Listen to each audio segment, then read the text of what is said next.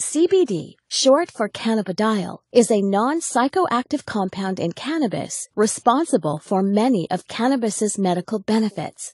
On the other hand, THC, short for tetrahydrocannabinol, is the psychoactive compound in marijuana that causes the high associated with cannabis use. They are two completely separate cannabinoids, which are a class of chemical compounds that interact with special receptors in our body called cannabinoid receptors. Dr. Sanjay Gupta, an American neurosurgeon and CNN's chief medical correspondent, changed his stance on the prohibition of cannabis while investigating its powerful therapeutic properties and witnessing CBD successfully treat Americans.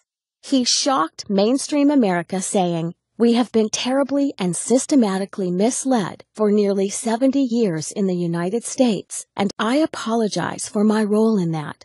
Through Dr. Gupta's review of the history of cannabis, he found that it has been a legitimate medicine for at least 3,000 years. And Dr. Gupta isn't alone in supporting cannabis research. The director of the National Institute on Drug Abuse, Dr. Nora Volkov, testified before the Senate saying that CBD appears to be a safe drug with no addictive effects, and the preliminary data suggests that it may have therapeutic value for a number of medical conditions.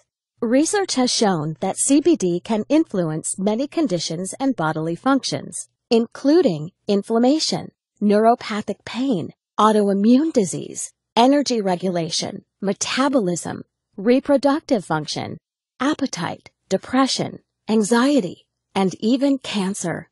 But how can one cannabinoid affect so many bodily processes without causing adverse side effects? The answer lies in our biochemistry, the natural intelligence of the body. We have naturally occurring cannabinoid receptors all over our body that interact with CBD.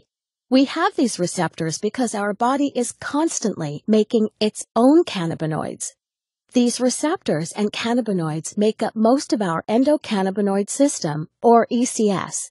Our ECS is always in action, and if functioning properly, is a major factor in keeping us healthy. Many doctors now think that some people suffer from an endocannabinoid imbalance, known as clinical endocannabinoid deficiency, or CED. People suffering from CED may benefit by supplementing with cannabinoids such as CBD. CBD is the most abundant cannabinoid in hemp, a cannabis crop the federal government allowed individual states to legalize in the 2014 Farm Bill. Hemp-derived CBD is legal in all 50 states, is non-addictive, does not cause a high, and is easy to incorporate into your current health routine.